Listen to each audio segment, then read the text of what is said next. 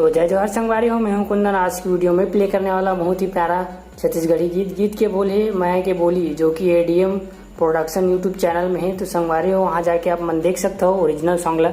तो संगवारी हो, अगर ये वीडियो पसंद आए तो लाइक जरूर कर दो। साथ में आप मन हमारे चैनल में नए हो तो हमारे चैनल ला सब्सक्राइब करे बर झन भूलाओ। तो संगवारी हो, वीडियो स्टार्ट करते हैं।